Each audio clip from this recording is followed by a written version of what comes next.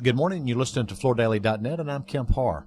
This morning, my guest is Santo Torcivia. Hey, Santo, how you doing? Pretty good, Kemp. So most people know Santo's an economist who focuses on following the floor covering market and works with Floor Focus, but also publishes the U.S. Floor Report, which gives people who buy the report a very good indication on what's going on in the floor covering market. How many pages is that book? About 400 pages? Just close to it, yeah. And it looks forward and backwards, looks at what's going to happen and what's happened, and takes it apart, a couple of different ways. Well, I've been a traveling warrior, and I just got back into town last night, and you and I were talking last night, and you were giving me some statistics around the home centers and their flooring sales. Tell us what you've learned. Well, Home Depot has finally broken out their individual department sales into more detail than they've ever had before. And they're reporting that their floor covering sales last year was $5.7 billion. And that represents about 7.5% of their total store sales. So of their total sales, 7.3% are floor covering. And we had always just assumed it was around 6, so it's a little higher than we had assumed, right? Yes. On the other side, you're also able to tell what the Lowe's picture is as well, aren't you? Yeah, Lowe's is significantly less than that at $3.1 billion. And they've been reporting out their individual floor covering sales for a number of years now. But it looks like Home Depot has been gaining an edge on Lowe's, and Lowe's, I'll have to put some effort into catching up there. Mm-hmm. So out of Lowe's total sales, while Home Depot's is 7.3% of their total revenue, at Lowe's it's more like just under 6%, right? Yes, about 5.7%. So Lowe's is doing less per store. As a matter of fact, Home Depot does about $2.5 million flooring sales per store, whereas Lowe's only does about 1.7.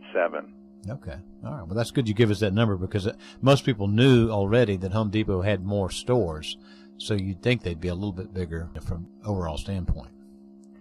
Yeah, but they're not the biggest in flooring sales, believe it or not. Lumber Liquidators does $3.4 million per store. Mm-hmm. And their floor area, although they're expanding their floor areas per store, generally are smaller than Home Depot and Lowe's is. So, and their operating profit rate's a little bit higher, too. All right, so as we look at these home centers and category killers, do you get the sense that they're continue to take share from the independent retailers? Yeah, and that's a problem. Over the last 10 years, we've lost about 4,000 floor covering stores, which equates to approximately a quarter of all the floor covering stores out there. Whereas Home Depot and Lowe's have increased. I think Home Depot is up about 19% in stores over the same time frame, and Lowe's is up 65% if you count the 60 stores they acquired in California with that Orchard supply. So can you tell me what the count is now? So when you say we've lost about 4,000, is that from 14,000 to about 10,000? What's the... Yeah, it's a little more. It's about 10,700 stores, I would say, were in business at the end of last year. Interesting.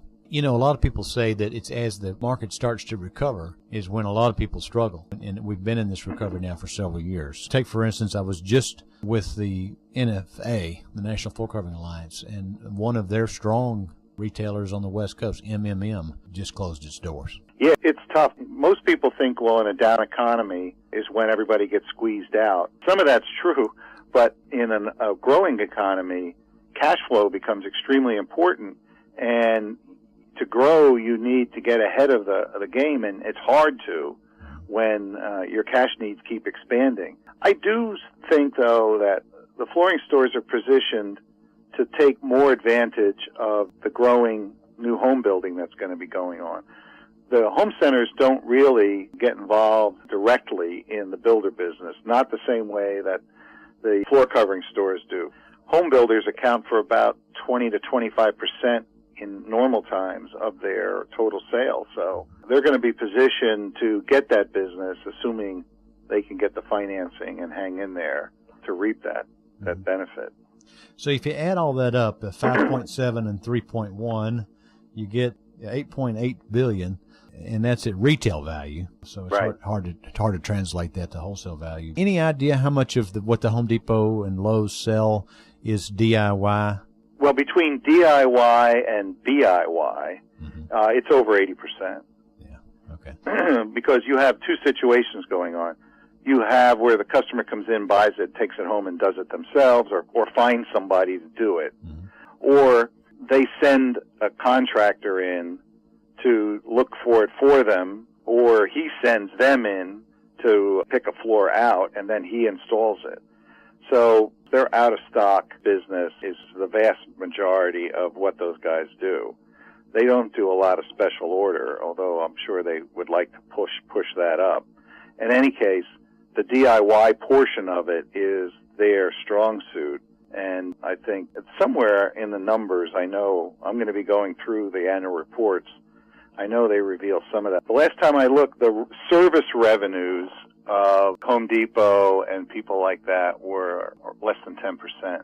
And as you look at the different flooring categories, I know at one time, Home Depot, about 50% of its flooring sales were ceramic. Do you think that's still the case?